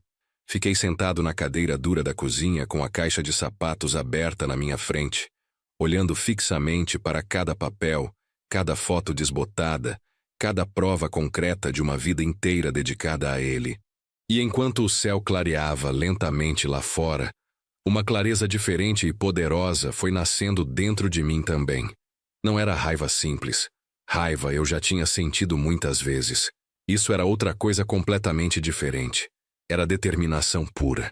Eu tinha passado a vida inteira me doando sem limites, me anulando completamente, aceitando migalhas de afeto como se fossem banquetes. E o resultado? Ser chamado de velho inútil na frente dos vizinhos, ser tratado como estorvo que atrapalha, ser enganado e roubado pelo próprio filho que eu criei sozinho. Mas acabou. Naquela manhã de quinta-feira, quando o sol nasceu alaranjado no horizonte, um novo Roberto também nasceu junto com aquela luz. Um que não ia mais chorar implorando atenção, um que não ia mais aceitar humilhação calado, um que ia finalmente tomar as rédeas da própria vida nas mãos. A primeira coisa concreta que fiz foi parar completamente de ligar para o Leonardo. Parece simples quando falo assim, mas para mim foi uma das coisas mais difíceis que já fiz na vida, Porque todo pai tem aquele impulso natural, sabe, de ligar, de perguntar como está, de tentar consertar o que está quebrado. Mas eu cortei esse impulso pela raiz. Bloqueei o impulso doloroso, guardei o celular velho na gaveta funda e fingi mentalmente que ele não existia mais. Passaram 3 dias inteiros, depois uma semana completa, depois 2 semanas. O Leonardo ligou uma única vez. Eu atendi, mas fui extremamente seco. Alô? Ele pareceu genuinamente surpreso com o tom frio. Pai, está tudo bem com o senhor? Eu respondi curto. Está. Precisa de alguma coisa específica? Ele gaguejou nervoso. Não, só estava ligando para saber como o senhor está. Estou bem. Mais alguma coisa? Silêncio desconfortável. Não, é só isso mesmo. Então está bom. Tchau. Desliguei o telefone sem cerimônia e senti algo que eu não sentia há muito tempo na vida. Controle. Poder sobre minha própria existência. Nos dias seguintes, organizei meticulosamente todos os meus documentos importantes. Peguei todos os papéis, coloquei numa pasta transparente grande e procurei um advogado competente. Não qualquer advogado de porta de cadeia. Eu queria alguém que entendesse profundamente de direito de família, de cobrança judicial, de justiça verdadeira. Encontrei o Dr. Marcelo através de indicação do Zé Carlos. Escritório pequeno, mas limpo. Numa sala comercial no centro. Boa reputação sólida. Marquei consulta e fui determinado. Ele me recebeu numa salinha simples, com uma mesa cheia de processos empilhados e um cheiro forte de café requentado. Mas o olhar dele era afiado, extremamente atento. Eu gostei dele na hora. Contei tudo nos mínimos detalhes. Do começo ao fim. A casa vendida. A faculdade paga integralmente. O empréstimo enganoso. As mentiras descaradas. O carro comprado. A humilhação pública insuportável. Ele foi anotando tudo sem me interromper uma única vez. E quando terminei meu relato, ele me olhou por cima dos óculos de grau e disse com firmeza: Seu Roberto, o senhor tem um caso extremamente forte. Muito forte mesmo. Meu coração acelerou perigosamente. Esse contrato aqui é válido juridicamente, e como já passou muito do prazo estipulado, o senhor pode entrar tranquilamente com ação de cobrança judicial. Com juros, correção monetária e multa contratual, o valor sobe para aproximadamente R$105 mil. R$105 mil. E tem mais uma coisa importante. Ele continuou sério. Se ele se recusar terminantemente a pagar, podemos pedir penhora legal de bens móveis, incluindo o veículo que ele comprou. Eu respirei fundo várias vezes. Não era sobre vingança mesquinha. Era sobre justiça verdadeira. Era sobre mostrar claramente para o meu filho que ações têm consequências reais, que pai não é banco automático, que respeito não se negocia por nada. Vamos em frente com tudo, eu disse firme. O Dr. Marcelo sorriu discreto. Ótimo. Vou preparar toda a documentação necessária. Saí daquele escritório modesto com a coluna mais ereta, com a cabeça erguida pela primeira vez em meses. Pela primeira vez em muito tempo, eu senti profundamente que não era mais vítima passiva. Eu estava reagindo, lutando, me defendendo. Mas não era só sobre o processo judicial. Tinha outra coisa importante. Voltei para casa e fiz uma ligação interurbana para o Espírito Santo, para meu primo Antônio. O Antônio tinha se mudado para Vitória uns 12 anos atrás, quando conseguiu um emprego bom numa empresa de petróleo. A gente sempre manteve contato esporádico, mas à distância. Ligação de aniversário, mensagem no Natal, essas coisas de família distante. Mas, naquele dia específico, eu liguei por outro motivo completamente diferente. Roberto, que surpresa boa! A voz dele veio alegre e acolhedora. Antônio, eu preciso de um favor grande. Expliquei tudo pausadamente. A situação terrível com o Leonardo, o desrespeito acumulado, a humilhação pública e o que eu estava planejando fazer. Ele ficou em silêncio pesado por um tempo que pareceu eterno. Depois disse com voz emocionada: Primo, você sabe perfeitamente que pode contar comigo sempre, para qualquer coisa. Se quiser vir para cá, Minha casa é sua. Pode ficar o tempo que precisar. Tem certeza, Antônio? Não quero dar trabalho nenhum para você e sua família. Trabalho nenhum, Roberto. Você me ajudou quando eu mais precisei na vida.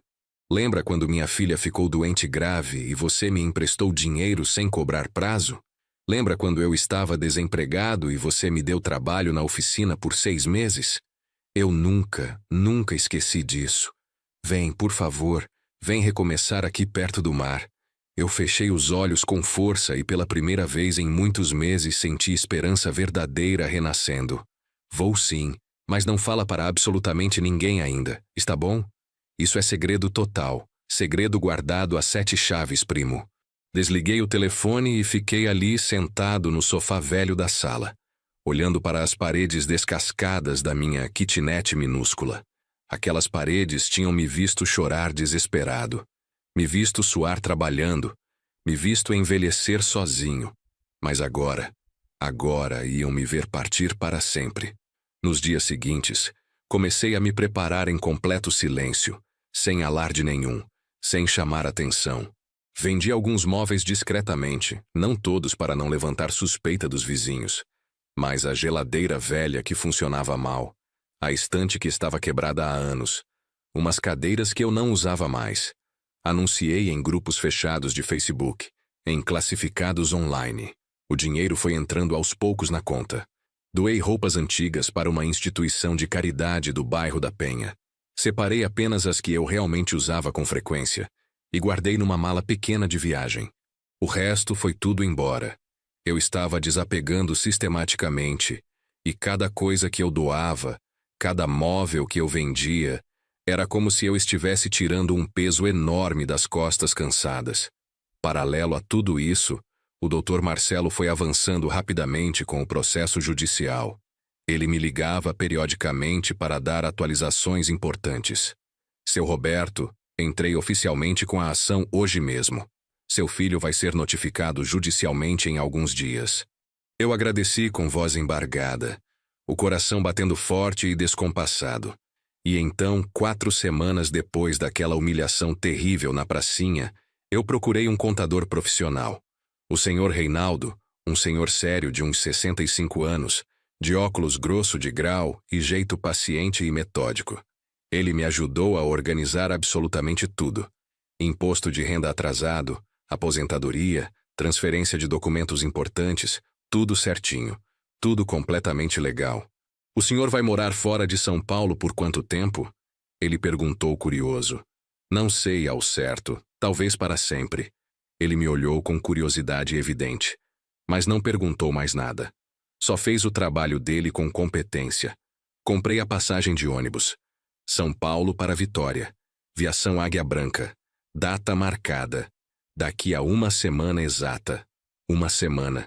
Meu coração apertou dolorosamente quando confirmei a compra no site. Porque era real agora.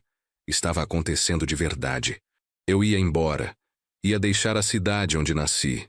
Ia deixar a oficina onde trabalhei 40 anos. Ia deixar tudo, inclusive meu filho. Mas ele não era mais meu filho de verdade. Não do jeito que eu conhecia e amava. Ele tinha se tornado outra pessoa completamente diferente. E eu precisava desesperadamente me tornar outra pessoa também. Durante esses dias finais de preparação, o Leonardo ligou mais 2 vezes. Das 2 vezes, eu fui educado, mas extremamente distante. Não falei absolutamente nada do processo judicial. Não falei nada da viagem planejada. Não dei pista nenhuma do que estava por vir. Só disse que estava tudo bem, que estava cuidando da minha vida finalmente. E ele, inocente demais ou arrogante demais para perceber o que estava acontecendo, achou que estava tudo completamente normal. 2 dias antes da viagem definitiva, recebi a ligação esperada do Dr. Marcelo. Seu Roberto, ele foi oficialmente notificado hoje de manhã. A notificação chegou no endereço dele por correios. Meu estômago revirou violentamente. E agora, o que acontece? Agora ele tem prazo legal para responder formalmente. Provavelmente vai tentar entrar em contato direto com o senhor, mas não se preocupe nem um pouco. Eu cuido de tudo rigorosamente daqui. O senhor pode ir tranquilo para a vitória. Tranquilo. Não sei se eu estava tranquilo de verdade, mas estava absolutamente decidido e determinado. Na véspera da viagem, fiz uma última coisa fundamental. Sentei na mesa velha da cozinha, peguei papel de carta e caneta azul e escrevi uma carta longa. Não foi nada fácil. Tive que reescrever 4 vezes completas, porque as palavras precisavam ser exatamente certas, precisavam doer, mas também precisavam libertar. E quando finalmente terminei, dobrei o papel com cuidado, coloquei dentro de um envelope branco comum e escrevi na frente com letra firme: para Leonardo. Deixei em cima da mesa bem visível. Na manhã seguinte, arrumei minha única mala, pequena, com o essencial da vida. Olhei em volta pela última vez. A kitnet simples de 2 cômodos, o quintalzinho minúsculo com o pé de pimenta que eu regava todo santo dia, a cozinha onde eu preparei milhares de refeições sozinho, onde eu chorei tantas lágrimas amargas. Tranquei a porta enferrujada com mão trêmula. Deixei a chave com a dona Conceição, que chorou copiosamente quando eu disse que ia viajar por tempo indeterminado. Cuida da casa para mim, Conceição. E quando meu filho vier perguntar por mim, entrega isso aqui para ele pessoalmente. Dei o envelope branco, peguei o táxi até o terminal rodoviário, fiz o check-in no guichê, embarquei no ônibus e quando o veículo saiu lentamente da rodoviária, e eu vi São Paulo ficando cada vez menor pela janela embaçada, eu fechei os olhos fundos e respirei profundamente. Pela primeira vez em 67 anos inteiros de vida, eu estava vivendo exclusivamente para mim mesmo. E isso não era egoísmo puro. Era sobrevivência necessária. A viagem de ônibus durou 10 horas longas. 10 horas em que eu não dormi absolutamente nenhum minuto. Fiquei olhando pela janela suja, vendo a paisagem mudar gradualmente, vendo cidades passarem, vendo o oceano aparecer finalmente no horizonte distante, e pensando intensamente em tudo que eu estava deixando definitivamente para trás, pensando no que me esperava à frente nessa nova vida. Quando o ônibus finalmente chegou no terminal de Vitória, o sol estava se pondo alaranjado no mar. Desci com as pernas bambas de cansaço, o coração acelerado de ansiedade, e ali, no meio daquele terminal rodoviário cheio de gente apressada, com cheiro de óleo diesel e comida de lanchonete, eu tive um segundo terrível de pânico absoluto. O que eu tinha feito? Mas aí eu vi ele, o Antônio, parado ali perto da saída, segurando uma placa improvisada de papelão com meu nome escrito. Quando nossos olhos se encontraram, ele largou a placa no chão e veio correndo. Me abraçou forte, e eu senti o cheiro do perfume dele, o calor genuíno daquele abraço de família de verdade, e tudo ficou imediatamente menos assustador. Bem-vindo, primo. Bem-vindo à sua nova vida longe de tudo.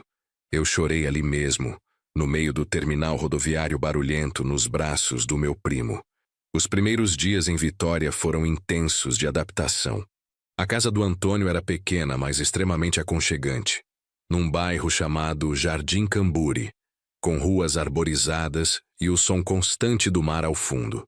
Ele e a esposa, a Marlene, me receberam como família de verdade. Montaram um quartinho para mim, com uma cama de solteiro confortável, um armário de madeira e uma janela grande que dava para uma jabuticabeira carregada. Eu tentava me manter ocupado o tempo todo, ajudava nas tarefas da casa, fazia comida, saía para caminhar na praia pela primeira vez na vida. Mas minha cabeça estava sempre em São Paulo, imaginando obsessivamente o que estava acontecendo por lá. Se o Leonardo já tinha recebido a carta, se tinha procurado desesperadamente pela sua mãe que sumiu. 3 semanas exatas depois da minha chegada em Vitória, recebi a ligação que eu esperava.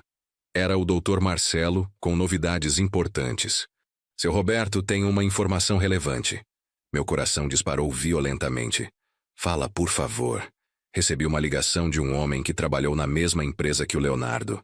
Ele diz que tem informações extremamente importantes para o senhor sobre o tal investimento. Franzi a testa confuso. Que tipo de informações exatamente? Ele não quis falar absolutamente nada por telefone, mas disse que é sobre o dinheiro que você emprestou, sobre a tal franquia de lava rápido. Um arrepio gelado subiu pela minha espinha inteira. Passa o contato dele para mim, por favor. O Dr. Marcelo me passou um número de celular. Eu desliguei, respirei fundo várias vezes e liguei imediatamente. Atendeu uma voz masculina, jovem, meio nervosa e hesitante. Alô? Oi. É o Roberto Rocha. O advogado me passou seu contato. Você disse que tem informações importantes? Silêncio pesado do outro lado da linha. Depois ele falou devagar. Senhor Roberto, meu nome é Márcio. Eu trabalhei com o Leonardo na montadora durante 3 anos. Há uns 8 meses eu fui demitido injustamente, inclusive estou processando a empresa. E desde então eu tenho pensado muito se devia ou não contar isso. Contar o quê? Ouvi ele respirar fundo nervoso. O investimento, a tal franquia de lava rápido que o Leonardo disse que existia, nunca existiu de verdade. O chão sumiu completamente debaixo dos meus pés. Como assim nunca existiu? Nunca existiu, Sr. Roberto. Eu ouvi o Leonardo conversando abertamente com amigos dele no refeitório da empresa uns meses atrás. Ele estava rindo, contando como tinha convencido o pai dele a emprestar dinheiro. Disse que o dinheiro era para quitar dívidas antigas e comprar o carro novo, e que você tinha caído direitinho na história. Eu senti minha mão tremer tanto que quase derrubei o celular no chão. Quitar dívidas? Sim, senhor. Eles tinham acumulado dívidas altas no cartão de crédito, financiamentos atrasados, e queriam o carro novo também. Usaram todo o dinheiro do senhor para isso. E o Leonardo falava isso com tanto desdém, como se o senhor fosse ingênuo e bobo. Bobo. Eu fechei os olhos com força, sentindo a sala do Antônio girar violentamente ao meu redor. Márcio, você tem como provar isso de alguma forma concreta? Eu gravei parte da conversa dele. Na época eu estava desconfiado que iam me demitir injustamente. Então comecei a gravar algumas conversas no refeitório, usando o celular escondido. E nesse dia específico, sem querer, peguei essa conversa dele também. Eu posso te mandar o áudio se quiser. Manda urgentemente, por favor. 5 minutos depois, meu celular velho apitou. Um arquivo de áudio pesado. Eu coloquei o fone de ouvido barato, apertei play com mão tremendo e ouvi a voz do Leonardo, clara e inconfundível. Cara, vocês não sabem o que eu consegui fazer. Convenci meu pai a me emprestar R$80 mil. Falei aquela história ensaiada de franquia. Investimento lucrativo. Ele caiu direitinho na conversa. R$80 mil, mano. Paguei todos os cartões atrasados. Quitei uns financiamentos e ainda sobrou bem para a entrada do Compass. Risadas masculinas ao fundo, vozes concordando, comentando animadas. E a voz do Leonardo de novo, mais alta e debochada. Sério, pessoal. Pai é complicado às vezes, mas esse agora vai ficar na dele, quietinho, esperando o dinheiro que nunca vai voltar completamente. Mais risadas cruéis. O áudio acabou abruptamente. Eu tirei o fone de ouvido devagar. Fiquei ali sentado na beirada da cama estreita, com as mãos tremendo nos joelhos, tentando processar tudo. Nunca existiu investimento nenhum. Nunca existiu franquia de lava rápido. Tudo foi mentira descarada desde o primeiro momento. Desde o começo, eles olharam nos meus olhos, sentaram na minha mesa humilde, comeram o pão de queijo que eu comprei e mentiram friamente, calculadamente, cruelmente. E o Leonardo? O Leonardo sabia perfeitamente desde o início? Claro que sabia. Foi ideia dele desde sempre. Mas aí eu lembrei de outras coisas dolorosas. Lembrei dele dizendo com frieza: é problema meu o que eu faço com o meu dinheiro. Lembrei dele me chamando de agiota sem peso na consciência. Lembrei dele gritando na pracinha: velho inútil, sai da nossa vida. Ele sempre soube de tudo. Ele sabia e simplesmente não ligou nem um pouco. Eu liguei de volta imediatamente para o Márcio com urgência. Você pode enviar esse áudio completo para meu advogado? Eu vou te passar o contato dele agora. Claro, Sr. Roberto. E sinto muito mesmo, de verdade. O senhor não merecia isso. Desliguei tremendo. Liguei imediatamente para o Dr. Marcelo, contei absolutamente tudo, mandei o áudio pesado. Ele ouviu atentamente, ficou em silêncio tenso e depois disse com a voz extremamente firme: "Isso muda absolutamente tudo. Isso não é só cobrança simples de dívida civil. Isso é estelionato qualificado, crime previsto no Código Penal. O senhor pode processar criminalmente também se quiser." Não. A palavra saiu rápida, instintiva, desesperada. "Não quero processo criminal nenhum. Não quero ver meu filho preso numa cadeia. Só quero meu dinheiro de volta, com juros, com correção, com multa. E quero que ele entenda profundamente que o que fez foi errado." O Dr. Marcelo respirou fundo. "Entendo perfeitamente. Então vamos usar esse áudio como prova fortíssima na ação civil. Vai fortalecer muito o caso. Ele não vai ter absolutamente para onde correr." Desliguei o telefone e fiquei ali olhando fixamente para a parede branca do quarto.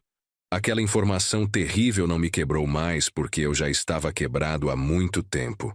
Mas ela me deu algo fundamental que eu precisava desesperadamente: clareza absoluta. Eu não tinha perdido meu filho por acidente do destino. Eu não tinha perdido ele porque ele se apaixonou pela pessoa errada. Eu perdi ele porque ele escolheu conscientemente me perder, escolheu deliberadamente me usar, escolheu friamente me descartar. E essa escolha maldita, essa escolha era exclusivamente dele. Naquela noite silenciosa, eu sentei sozinho na varanda da casa do Antônio, embaixo da jabuticabeira carregada, e olhei para o céu estrelado. As estrelas aqui eram diferentes, ou talvez fossem exatamente as mesmas, mas eu que estava olhando com olhos completamente diferentes. Chorei mais uma vez. Chorei muito, mas não como antes. Dessa vez as lágrimas eram diferentes, eram de libertação verdadeira, porque eu finalmente tinha entendido com clareza. Não era sobre o dinheiro em si, nunca foi. Era sobre dignidade humana, sobre valor próprio, sobre aprender dolorosamente que amar alguém não significa deixar que pisem em você sem limites. E eu tinha aprendido finalmente. Naquela noite específica eu dormi. Dormi profundamente pela primeira vez desde que saí de São Paulo. E quando acordei no dia seguinte, com o sol entrando forte pela janela e o cheiro de café fresco vindo da cozinha, eu soube com certeza. Eu ia ficar bem eventualmente. Não por causa do processo judicial, não por causa da justiça que viria inevitavelmente, mas porque eu tinha tomado a decisão mais importante da minha vida inteira. Eu tinha escolhido a mim mesmo finalmente. Mas antes de eu contar como tudo terminou de verdade, eu preciso voltar um pouco no tempo, voltar para aquele dia específico, o dia em que eu deixei a carta reveladora.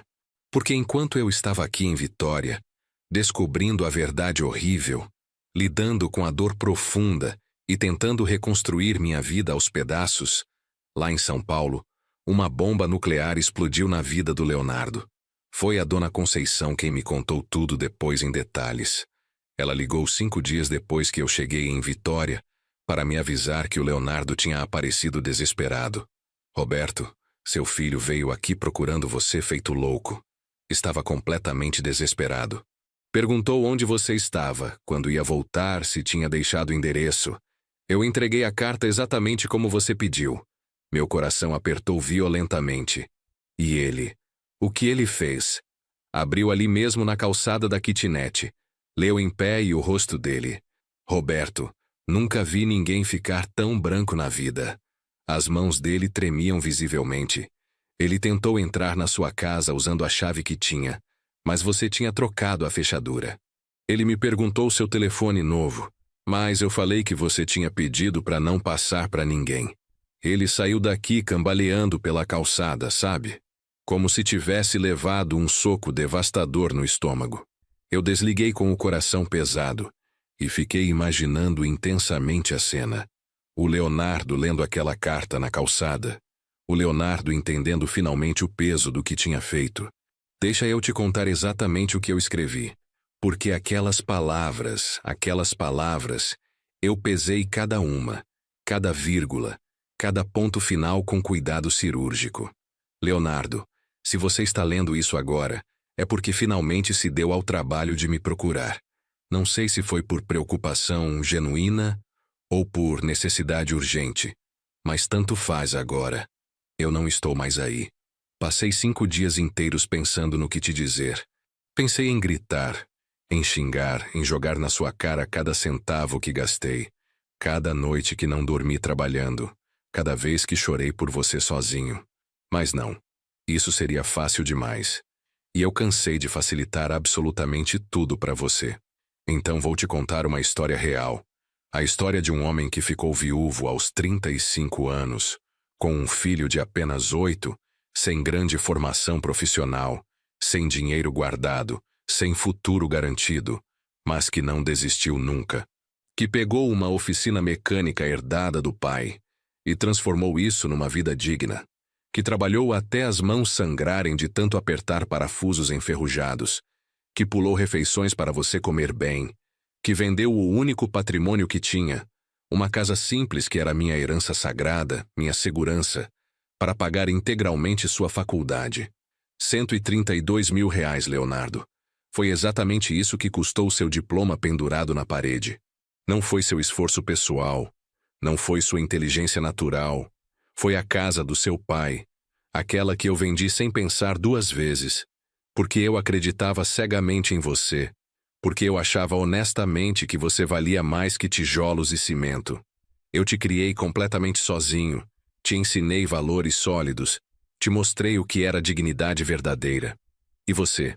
Você virou as costas para tudo isso no momento exato em que colocou uma aliança no dedo. Não vou culpar exclusivamente a Juliana. Seria fácil demais colocar a culpa toda nela. Mas você é um homem adulto e formado. Você fez escolhas conscientes. E uma dessas escolhas foi me tratar como lixo descartável. Você mentiu descaradamente para mim. Me enganou olhando nos meus olhos. Pegou 80 mil reais, praticamente tudo que eu tinha guardado, com uma história elaborada de investimento que nunca existiu de verdade. Comprou carro de luxo, quitou dívidas irresponsáveis, e quando eu cobrei educadamente você me chamou de agiota. Mas o pior de tudo não foi o dinheiro, Leonardo. Foi a humilhação pública. Foi ser chamado de velho inútil na frente dos vizinhos que me conhecem há décadas. Foi ser impedido de ver meu único neto sem autorização prévia. Foi ser tratado como um estorvo inconveniente na vida do meu próprio e único filho. Então, sabe o que eu fiz? Eu decidi te obedecer completamente. Você mandou eu ir viver minha vida e deixar a de vocês em paz. E é exatamente isso que eu estou fazendo agora. Eu saí de São Paulo. Me mudei para outro estado longe. Vou recomeçar do zero aos 67 anos de idade. Vou recomeçar completamente sozinho. Porque eu prefiro recomeçar sozinho do que continuar sendo humilhado perto de você. Ah, e sobre o dinheiro que você me deve. Você vai ser notificado judicialmente em breve. Entrei com ação de cobrança formal. O valor total, com juros, correção monetária e multa contratual, é de 105 mil reais. Você assinou um contrato legal. Vai ter que cumprir obrigatoriamente. E se não cumprir por bem, seus bens serão penhorados pela justiça, incluindo o carro que você comprou com o meu suor. Não tente me procurar desesperadamente. Não tente me ligar implorando. Troquei de número de telefone, deletei todas as redes sociais, cortei todos os laços que me prendiam. Você disse que eu era velho inútil, e talvez você tenha razão mesmo. Eu sou velho, mas sou velho e finalmente livre. Livre de você. Livre da sua ingratidão monstruosa. Livre da sua maldade calculada. Aprenda uma coisa fundamental, meu filho, porque ainda sinto que você é meu filho apesar de tudo. Quem cria cobras não pode se espantar quando é picado. Você fez escolhas conscientes, agora vive com elas para sempre. Eu já escolhi e minha escolha definitiva é eu mesmo. Adeus para sempre, Roberto Rocha. Post-scriptum. Pode ficar com o dinheiro da faculdade que paguei. Considere um presente de um pai idiota, que achou que amor comprava respeito. Mas os 80 mil reais que te emprestei, esses eu quero de volta com juros e correção. A dona Conceição me contou em detalhes que depois de ler a carta inteira, O Leonardo ficou parado na calçada por uns 15 minutos longos, só olhando fixamente para o papel. E então ele correu desesperado para o carro, entrou e saiu em disparada. Ele tentou me ligar insistentemente, mas meu número antigo não existia mais. Tentou me procurar no Facebook, mas eu tinha deletado tudo completamente. Ligou para vizinhos antigos, para conhecidos da oficina. Ninguém sabia onde eu estava de verdade, porque eu não contei para absolutamente ninguém além do Antônio e do Dr. Marcelo. 2 dias depois da carta chegou a notificação judicial oficial. O Dr. Marcelo me mandou mensagem confirmando. Ele foi oficialmente notificado.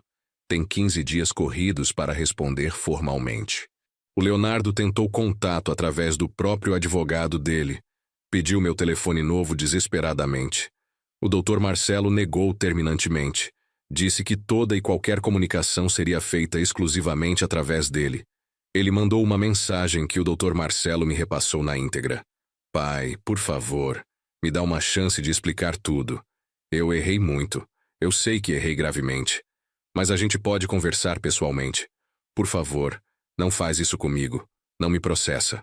A gente resolve de outro jeito. Eu li a mensagem e não respondi absolutamente nada. Porque não tinha mais nada para resolver conversando. Não tinha mais conversa possível, tinha um contrato assinado e tinha consequências reais e inevitáveis. 2 semanas depois, ele tentou novamente com desespero. Pai, eu vou vender o carro imediatamente. Vou parcelar tudo com o senhor em condições que o senhor aceitar. Mas, por favor, volta para São Paulo. O Pedrinho está perguntando por você todo dia. Ele sente muita falta do vovô. Pedrinho. Aquela parte doeu profundamente. Doeu muito porque eu amava meu neto com todo o meu coração. Mas eu não podia mais me sacrificar eternamente. Não podia mais aceitar migalhas de afeto quando convinha a eles. Respondi através do Dr. Marcelo com frieza. O processo segue normalmente. Se ele quer quitar a dívida integralmente, que quite conforme o contrato. Mas isso não muda absolutamente nada entre nós. O que foi quebrado não tem mais conserto possível. E foi assim que tudo começou a desmoronar completamente na vida dele. Porque vender o carro não ia ser suficiente de jeito nenhum. O carro usado agora valia uns 90 mil reais. E ele devia 105 mil reais com todos os acréscimos legais. A Juliana, quando descobriu tudo, o processo, a carta, o áudio que o Márcio tinha gravado, entrou em pânico absoluto. O Dr. Marcelo me contou que eles tiveram uma briga feia e violenta. Os vizinhos todos ouviram gritos altos. A Juliana acusando o Leonardo de ser fraco, de ter deixado o velho fazer isso com eles, de ter arruinado tudo. O Leonardo gritando de volta desesperado, dizendo que a culpa era toda dela, que foi ela quem inventou a mentira toda desde o início. O casamento começou a rachar profundamente. E no meio de tudo isso, o Pedrinho. Meu netinho de apenas 5 anos sentindo toda aquela tensão horrível, ouvindo as brigas constantes, perguntando pelo avô que sumiu do nada. A dona Conceição me contou que viu o menino chorando sozinho no portão do prédio, perguntando para ela quando o vovô Roberto ia voltar. E eu chorei também quando soube. Chorei copiosamente porque não era justo de jeito nenhum. Não era justo que uma criança inocente pagasse pelos erros terríveis dos pais. Mas eu não podia voltar correndo. Não podia me anular de novo. Porque se eu voltasse agora, tudo voltaria a ser exatamente como antes. Eu voltaria a ser o velho inconveniente. O banco que empresta e não cobra. O pai que aceita qualquer coisa calado. E eu não era mais essa pessoa. Eu tinha me mudado. Não só de cidade. Eu tinha me mudado profundamente por dentro. 4 meses depois de eu ter saído de São Paulo, recebi a notícia definitiva. O Leonardo tinha vendido o carro com prejuízo, tinha pegado um empréstimo bancário alto e tinha quitado a dívida integralmente. 105 mil reais depositados na minha conta. Olhei para o extrato bancário, para o valor ali depositado e não senti vitória alguma. Não senti alegria nenhuma. Senti apenas alívio profundo. Alívio de que tinha finalmente acabado. De que eu tinha imposto limites. de que eu tinha mostrado que ações têm consequências reais. Mas senti uma tristeza imensa também, porque aquele dinheiro todo tinha custado meu filho. Ou melhor, tinha revelado claramente quem meu filho realmente era no fundo. Os meses seguintes foram de silêncio pesado e tenso. Um silêncio carregado, cheio de coisas não ditas. Eu continuava em Vitória, me adaptando aos poucos, tentando construir uma rotina nova, mas mesmo a milhares de quilômetros de distância, as notícias chegavam até mim inevitavelmente.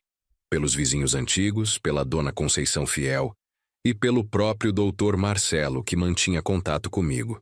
A vida do Leonardo estava desmoronando rapidamente e eu não posso mentir. Parte de mim sentia uma satisfação amarga e dolorosa, mas outra parte grande ainda doía muito. A dona Conceição me ligou numa tarde chuvosa de junho. Roberto, preciso te contar uma coisa importante. Meu coração apertou forte. O que foi? Vi o Leonardo ontem de novo. Ele estava saindo do prédio a pé, sem carro nenhum. Vendeu o Compass, né? Mas o pior é que ele estava com uma aparência terrível, Roberto. Parecia ter envelhecido 10 anos em poucos meses. Magro demais, barba comprida e mal feita, olheiras fundas, roupa amarrotada. Eu fechei os olhos com força. E tem mais uma coisa séria. Ela continuou. Ouvi dizer por outras vizinhas que ele pegou um empréstimo bancário muito grande para quitar a dívida com você. Está pagando parcelas altíssimas, uns R$ 3.500 por mês, durante 48 meses. Está financeiramente apertado, muito apertado mesmo. R$ 3.500 por mês. Mais da metade do salário dele, provavelmente. E a Juliana? Perguntei mesmo sabendo que não devia me importar. A dona Conceição suspirou pesado. Aquela ali é uma fera de verdade. Está cobrando ele o tempo todo sem dó. Já ouvi briga feia lá do prédio várias vezes. Uma vez ela gritou bem alto que se arrependeu profundamente de ter casado com ele, que ele era um fracassado completo, que por culpa dele perderam tudo. Perderam tudo. Eles ainda tinham apartamento alugado, tinham empregos estáveis, tinham saúde, tinham um filho lindo. Eles não perderam tudo de verdade.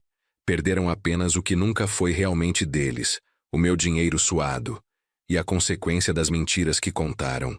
E o Pedrinho? Minha voz saiu fraca e embargada. Ah, Roberto. O coitadinho anda muito quieto, tristonho. Vi ele outro dia na pracinha brincando meio sozinho. As outras crianças chamavam ele para brincar, mas ele não queria não. Só ficou sentado no balanço parado, olhando para o nada. Meu coração se partiu em pedaços minúsculos. O Pedrinho não tinha culpa de absolutamente nada. Ele era uma criança inocente, uma criança que perdeu o avô porque os pais foram gananciosos, mentirosos e cruéis. Mas eu não podia fazer nada agora. Eu não podia voltar correndo e salvar todo mundo, porque se eu voltasse agora, quem ia me salvar dessa vez? 2 semanas depois daquela ligação, recebi outra ligação da dona Conceição. Dessa vez a notícia foi ainda muito pior. Roberto, o Leonardo e a Juliana se separaram de verdade. Fiquei em silêncio absoluto processando. Foi muito feio mesmo. Ela pegou o Pedrinho e foi morar com a mãe dela em outro bairro. Deixou ele sozinho no apartamento, mas disse que vai pedir pensão alimentícia altíssima. O Leonardo está completamente sozinho agora e quebrado financeiramente. Sozinho e quebrado. As mesmas palavras exatas que descreviam como eu me senti quando ele me humilhou naquela pracinha. A diferença dolorosa é que eu estava sozinho por escolha consciente. Ele estava sozinho por consequência direta. Ele pergunta de você? A pergunta saiu antes que eu pudesse segurar. Pergunta sempre. Toda vez que me vê na rua. Pergunta com voz embargada. Dona Conceição, a senhora teve alguma notícia do meu pai? Eu digo que não, que você pediu para não falar nada. E ele abaixa a cabeça derrotado e vai embora arrastando os pés. Desliguei com um nó gigantesco na garganta. À noite, deitado na cama do quarto emprestado, olhando para o teto silencioso, eu me perguntei pela milésima vez: eu fiz a coisa certa? E a resposta, mesmo doendo profundamente, era sim. Porque se eu tivesse ficado, Se eu tivesse perdoado sem consequências reais, tudo continuaria exatamente igual para sempre. O Leonardo continuaria me usando quando precisasse. A Juliana continuaria me humilhando abertamente. E eu continuaria morrendo aos poucos por dentro, engolindo desrespeito diário, fingindo que estava tudo bem. Eu não salvei meu filho, mas salvei a mim mesmo finalmente. Um mês depois da separação, recebi uma mensagem inesperada através do Dr. Marcelo. O Leonardo tinha escrito outra carta desesperada. Senhor Roberto, ele pediu expressamente para eu repassar. O senhor quer que eu leia ou prefere que eu descarte? Eu respirei fundo várias vezes. Lê, por favor. Ela leu pausadamente. Pai, eu não sei se o senhor vai ler isso. Não sei se o senhor se importa minimamente, mas eu preciso escrever, nem que seja para dizer ao vazio. Eu estraguei absolutamente tudo. Eu sei disso agora com clareza. Tarde demais. Mas sei. Quando a Juliana me pediu para pedir aquele dinheiro emprestado ao senhor, ela disse que era só um empréstimo rápido, que a gente ia devolver em poucos meses, que o senhor nem ia sentir falta. E eu acreditei. Ou melhor, eu quis acreditar porque era extremamente fácil. Era cômodo. Era mais fácil pegar o dinheiro do pai do que ralar, economizar e esperar. Mas quando a gente comprou o carro e quitou as dívidas, e o senhor começou a cobrar educadamente, eu entrei em pânico total. E ao invés de ser homem de verdade, de assumir o erro grave, eu virei as costas covardemente. Eu te tratei horrivelmente mal. Eu te humilhei publicamente. E eu vou carregar essa culpa pesada para o resto da minha vida inteira. A Juliana me deixou, levou o Pedrinho, disse que eu sou um fracassado completo, que arruinei tudo. E ela está completamente certa. Eu arruinei tudo mesmo, mas não do jeito que ela pensa. Eu não arruinei o casamento, o dinheiro, o carro de luxo. Eu arruinei algo infinitamente maior e mais importante. A relação com o meu pai, o homem que me criou completamente sozinho, que vendeu a casa dele para pagar minha faculdade cara, que nunca mediu esforços para me ver bem, e eu retribuí com ingratidão monstruosa. Eu não mereço seu perdão. Eu sei disso perfeitamente. Mas eu precisava te falar isso. Eu sinto muito profundamente. Eu sinto muito por tudo, por cada palavra ruim, por cada desrespeito, por ter te chamado de velho inútil, por ter te expulsado da minha vida. Você não era o problema, pai. Eu sempre fui. O Pedrinho pergunta por você absolutamente todos os dias. Ele chora copiosamente. Ele não entende por que o vovô Roberto sumiu de repente. E eu não sei o que dizer para ele, porque a verdade é vergonhosa demais para ser dita a uma criança. Eu não estou pedindo para você voltar. Eu sei perfeitamente que não tenho esse direito. Só estou pedindo, sei lá, que você seja feliz longe. Que você viva sua vida como eu mandei estupidamente, porque pelo menos um de nós dois merece ser feliz. E essa pessoa é você, não eu. Leonardo. O Dr. Marcelo terminou de ler. Ficou em silêncio respeitoso, esperando minha resposta. Eu limpei as lágrimas que teimavam em cair. Obrigado por ler, mas não vou responder nada. Tem certeza absoluta? Tenho, porque aquela carta, mesmo triste, mesmo aparentemente cheia de arrependimento sincero, não mudava nada do que aconteceu. Não devolvia os anos de humilhação acumulada. Não apagava o velho inútil gritado. Não curava a ferida profunda. Era tarde demais? Talvez. Ou talvez não fosse sobre ser tarde demais. Era sobre eu ter aprendido dolorosamente que perdão não significa necessariamente volta, que eu podia perdoar lá no fundo do meu coração cansado, mas não precisava voltar para a vida dele. Não precisava me sacrificar de novo eternamente. 2 semanas depois, a dona Conceição me ligou pela última vez. Roberto, o Leonardo se mudou definitivamente. Se mudou para onde? Deixou o apartamento caro. Deve ter voltado para algum aluguel mais barato que consegue pagar. Não aguenta mais pagar o condomínio alto, as prestações do empréstimo bancário e ainda a pensão do Pedrinho. Está financeiramente quebrado, Roberto. Quebrado de verdade. Eu fiquei em silêncio pesado. E sabe o que mais me partiu o coração? Ontem vi ele no mercadinho da esquina comprando apenas pão francês e mortadela barata. Só isso. Lembra quando você fazia isso? Quando o dinheiro estava apertado e você comprava o básico para dar para o Leonardo menino? Sim, eu lembrava perfeitamente. Agora é ele quem está vivendo assim. A vida tinha dado a volta completa. O filho que cresceu comendo pão com mortadela porque o pai vendia a casa para pagar a faculdade dele, agora estava de volta ao pão com mortadela, mas dessa vez por escolhas próprias e consequências diretas. E eu? Eu estava em Vitória comendo peixe fresco grelhado, tomando suco de maracujá natural, assistindo o pôr do sol alaranjado na praia de Camburi. Não era vingança mesquinha, era consequência natural. E talvez fosse justiça divina. 6 meses completos. Tinha passado meio ano desde que eu pisara em solo capixaba pela primeira vez. Meio ano desde que eu tinha deixado para trás uma vida inteira construída. E sabe o que eu descobri? Que recomeçar não tem idade nenhuma. Tem apenas coragem. Vitória tinha me acolhido de um jeito que eu nunca esperei. Consegui um trabalho meio período numa oficina mecânica pequena no bairro. O dono, seu Geraldo, um senhor de 70 anos, me contratou quando viu meu trabalho. Você tem mão boa, Roberto. Faz quanto tempo que trabalha com motor? A vida inteira, respondi. O salário era modesto, R$ 1.200 por mês, mas era meu. Eu não devia nada para ninguém. Não estava trabalhando para pagar dívida de filho ingrato. Estava trabalhando para mim. Comecei a frequentar um grupo de caminhada para a terceira idade. Toda terça e sábado a gente caminhava pela orla, via o mar, respirava ar puro e salgado. Fiz amizades verdadeiras. Seu Osvaldo, Dona Maria, seu Jorge. Pessoas que não me conheciam como o pai do Leonardo, me conheciam apenas como Roberto.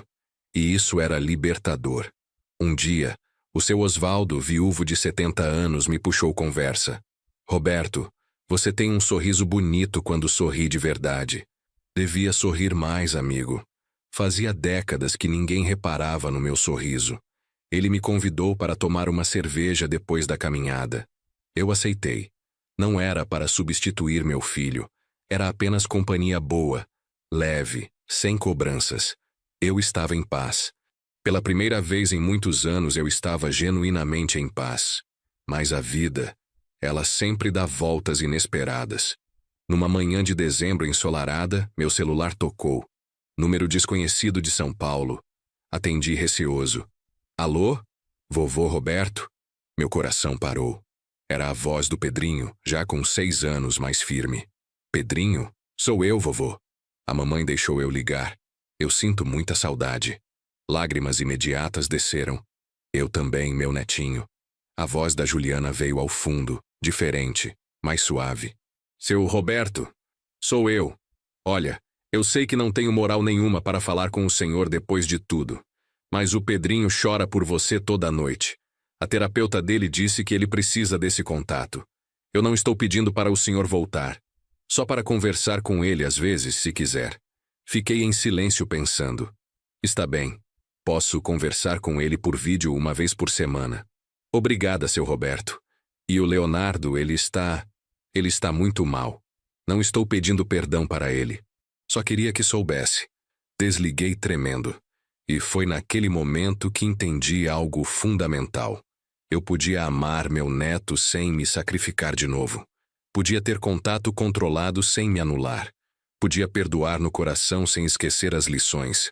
Hoje, com 68 anos completados, eu acordo cedo, tomo café com Antônio e Marlene, vou trabalhar na oficina do seu Geraldo, volto para casa, faço videochamada com o Pedrinho uma vez por semana, caminho na orla, tomo cerveja com os amigos novos, rio, vivo e sou feliz. Não é uma felicidade perfeita e sem dor. Ainda dói às vezes. Ainda sinto falta do filho que criei, não do homem que ele se tornou. Mas aprendi a lição mais importante. Respeito não se implora, se conquista ou se abandona. Eu não fui embora porque era fraco. Fui porque era forte o suficiente para me escolher. Forte para recomeçar aos 67 anos. E se você está me ouvindo agora, se está sendo desrespeitado por quem ama, escute. Você não precisa se anular para ser amado. Amor verdadeiro não humilha. E nunca é tarde para recomeçar. Se esse relato tocou você, deixe um comentário contando de onde está assistindo. Você já precisou impor limites com quem ama? Se essa história te fez refletir, deixe seu like e se inscreva no canal para histórias de quem escolheu sua dignidade. Porque aqui não contamos história de vítima, contamos história de recomeço. Um abraço de vitória. E lembre-se, você é mais forte do que imagina.